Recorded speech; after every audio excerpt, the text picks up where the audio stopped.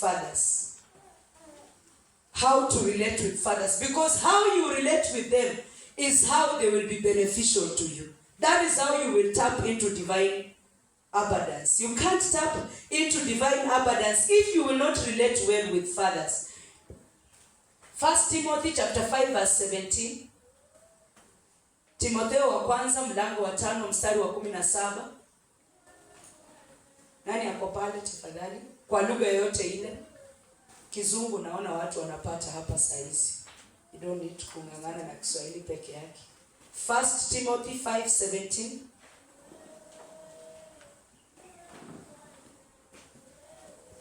Why don't you save my minutes, Aki? Anyone who is there? Let the elders who learn become the word especially those who learn. Please, if you stand, we will get it well. It says, let the elders who learn become the word double honor, especially those who labor in the word and doctrine. The Bible says there are elders and there are also people who labor in the word for your sake. In other words, those are fathers. They deserve what? Those people deserve what? Double honor. Those people deserve what? Double honor. Not just honor, but the Bible says give them double honor. Yani honor, alafu uchukue hiyo honor multiply by 2. In other words, they are supposed to be highly regarded. They are supposed to be highly regarded, highly esteemed. Unafai waone wakiwa juu. Na inasema elders, yani your fathers, but mostly those people who labor in the word for your sake. Who are those? Who are those? All spiritual parents. The Bible says, uphold them with double honor. Double honor. I was asking myself, what is this double honor? Yes, I can honor, but then what is double honor? And I was telling God, I'm yet to honor the servants of God. God help me that I will show double honor to your servants. Bwana asifiwe. Anybody who is called a pastor, anaweza kuwa ana udhaifu zake, wanakuwa na udhaifu of course. I have met bishops wale wana udhaifu. I have even met Mama Lona, pastors' wives na udhaifu mingi.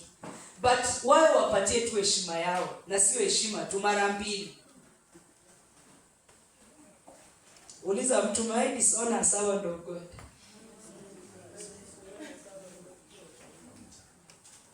Si ulize jirani, akiangalia kando mwambie ni saa ya kuulizana. Kwanza inaanza tu na vitu zenye unaongea. A lot of dishonor. And sometimes you look at the person talking. Si jika hata ya mtoto wako. Bwana asifiwe. Have you ever seen a small girl dishonoring a bishop? Paka unamhurumia sana. Unasema I wish she knew. Angemuona tu. And just keep off. If you think you can't honor, peana double honor, keep off. Sivyo? Jaribu fanye nini? Jingoe tu Mama Lona. Ndio usikae ukidishonor. Do not treat your fathers as your equals. Your father will never equal you. Andika hiyo na uiandike kwa capital ama uunderline. Never ever treat your fathers as your equals. And the one way you can treat your father as your equal is arguing with your father. Your biological father, your spiritual father, your elders.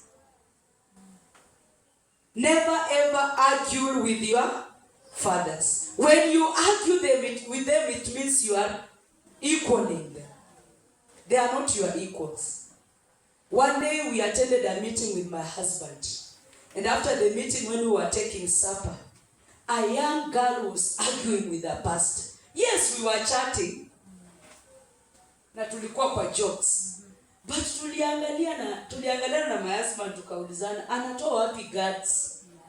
Ndio tulikuwa tunaongea kuhusu mambo ya siasa. But lakini lazima upigane na pastor mpaka umshinde. Tell your neighbor, take care.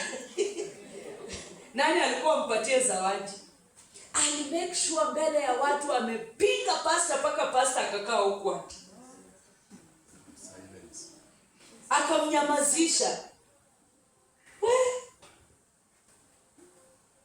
Tulisema last, regardless of the circumstances, your father will always be your father. Even when you are joking, he has not turned to be your equal.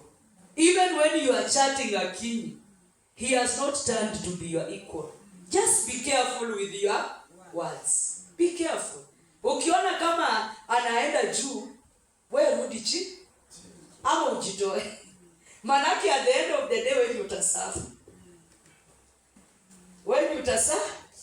Kuna wakati tulikuwa tunasoma the Old Testament and we were reading vile the priests are supposed to be esteemed. Na kuna wakati Miriam na nani? Aaron walisengenya Musa. Unajua walikuwa wanasengenya Musa wakijua Musa ni ndugu yao mdogo because actually Aaron was the elder sister. Miriam was the elder sister. Na kweli Miriam alikuwa amekosa. And I'm sure Musa alikuwa amekosa. And I'm sure God alikuwa displeased na vile walimuona kwa hearts zao. They never saw Moses as a servant of God. Walimuona kama our younger brother.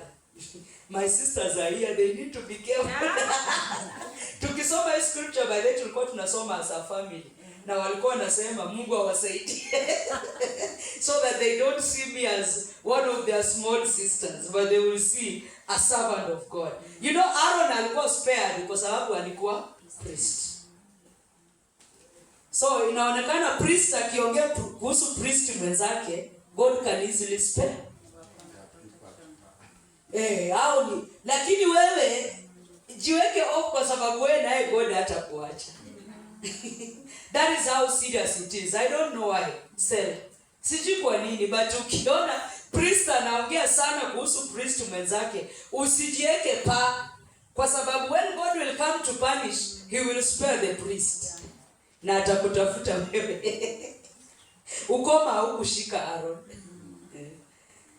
So don't use vague or vague language. Madam, jaribu kupronounce your word. Vague. Zote.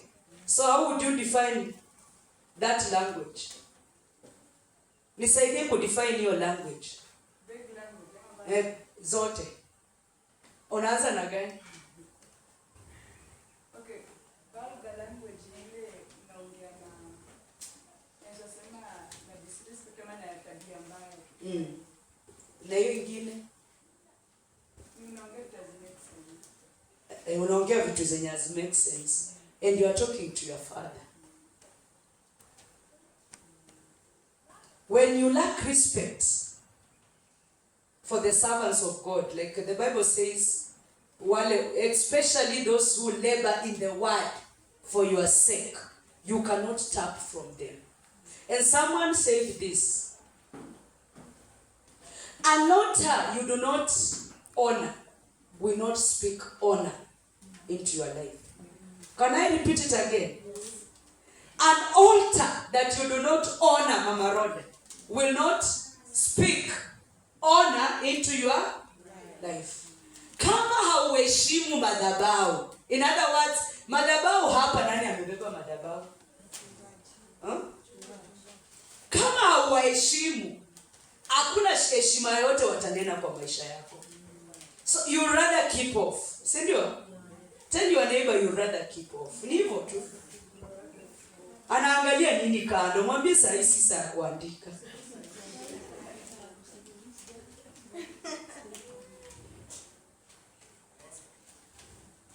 Yule mtumishi ambaye uheshimu hawezi kunena baraka yote kwa maisha yako. Yeye atakuwa honest, anene baraka, lakini Mungu hataruhusu. Unajua hata Musa ilifika mahali akaenda mbele za Mungu akalilia Mungu kwa sababu ya Miriam. Si ndio? Akasema, God please, how mercy on her. I think Miriam alikuwa anaona ni hata sikusikia, anani Musa hata wakiongea sikusikia, it is not a big deal God. Lakini God was looking at the heart. Na aliambiaje Musa? In this matter kaa.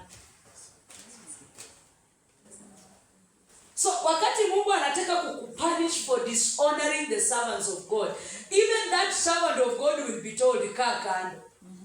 Wewe usiki kwa hii. It is not serious akini. Unajua nikisema hivyo si ati nawaambia ndio mtuheshimu sisi. Because I also have servants of God that I need to honor. And there are servants of God above me. And sometimes I ask myself, am I giving double honor? Unajua sasa sisi the servant of God above us bishop, huwa anataka tukue marafiki. Sio pastor. Tunajaribu kukeep off, uweke hiyo fence na anabomoa.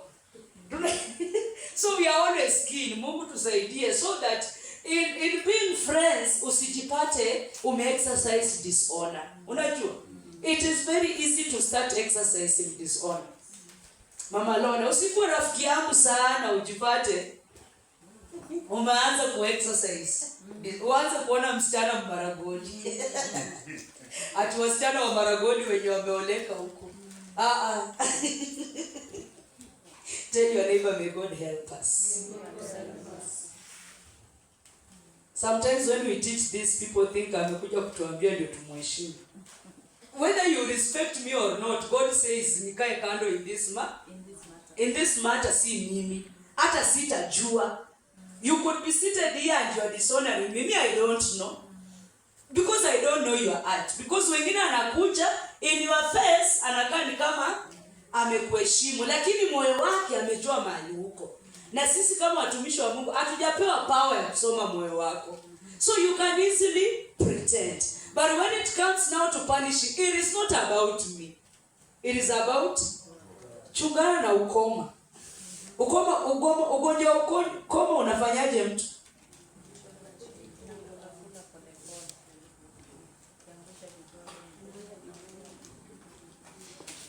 Inakukula pole pole.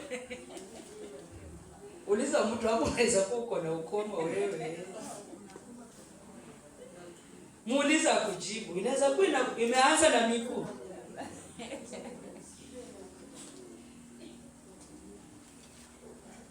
Because ukikuwa tu huko vile ulikuanga tunaanza kuulizana ni ukoma inakula huyu akini. Pole pole. Tunajaribu kukuombea kwa Mungu, saa zingine Mungu anasema kaa kando. Sasa unaombanga tu lakini akinya badiliki. Kumbe Mungu alisema kaa